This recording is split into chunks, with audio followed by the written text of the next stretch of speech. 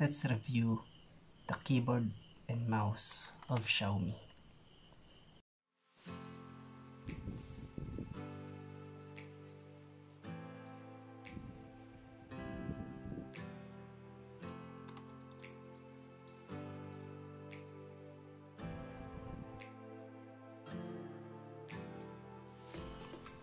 Well, after 5 months na pagbili ko sa kanya, wala naman ako nakitang problema.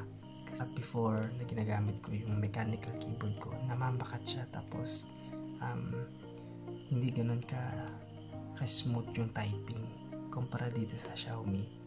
Okay yung typing niya, maganda, tapos mabigat talaga yung item, and then yung kulay niya is parang siyang matte black or parang matte gray yung dating na, parang pang lalaki, bagay dun sa desk ko, bagay siya sa desk ko at saka desk pad ko. So yun, meron siyang mouse kasama, libre na rin yung battery at tig-isang battery. Nagamit ko siya for almost 4 months yung battery life ng libre. Tapos kakapalit ko lang siya actually, so non-stop yun, so wala nang binili ko hanggang ngayon, kakapalit ko lang, so walang naging problema.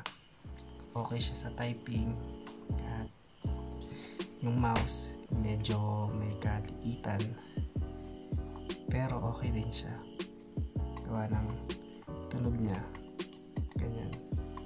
Meron akong isang mouse na ginagamit, tinatawag na ergonomic mouse. Ito yun, hindi ayos siya kasi may parang meron siya ditong back, kung nakikita niyo back yan, tapos may ilaw siya.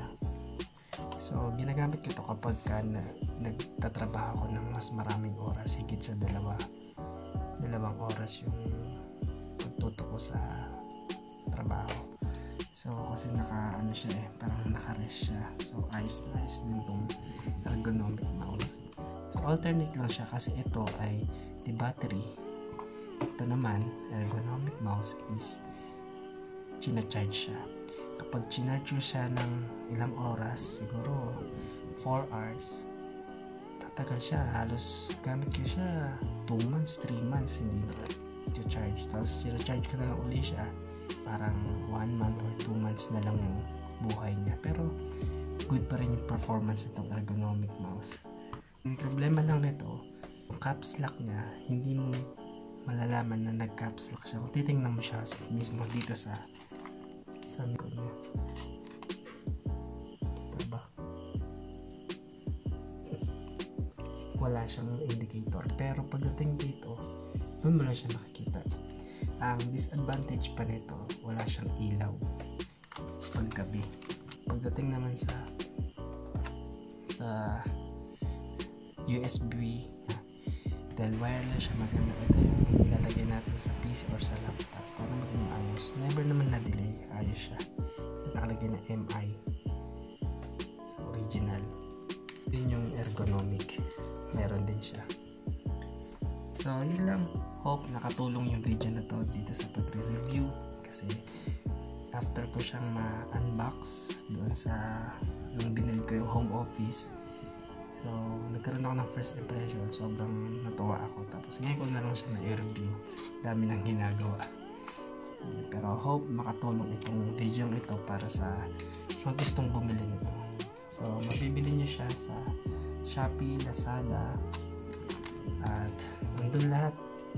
Marami kayong makikita, around 1,900 pesos or 1,000 yung price nito, at sulit na sulit siya, heavy duty siya. So nung nakita ko ito at saka nakita ko yung mga reviews at saka itsura, so nagustuhan ko rin siya. So sa ngayon, hanggat okay na okay po akin to. Maraming oras pa at panahon pagsasamahan sa trabaho, sa ministry. So yun lang, I hope na tulungan ko kayo sa paghahanap at pagpili at pag-review ng keyboard and mouse na ito. So yun lang, God bless.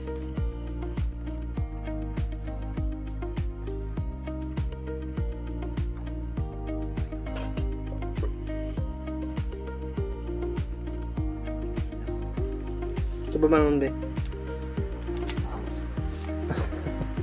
Ano yung hipon na bigay? Gutom daw siya. Sarap.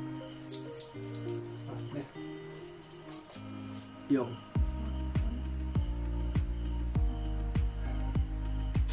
nagbigay ng ulam.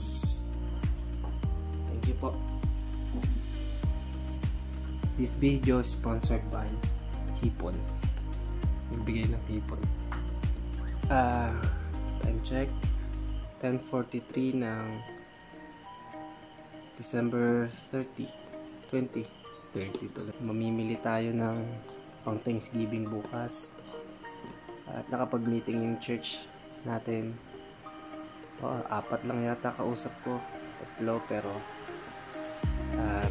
iaayos natin lahat. At pag-iipunin natin lahat ng pang raffle, pang gift para maging masaya Thanksgiving natin. Ito yung mga nalista ko namin na bibilhin. So, 2 part siya.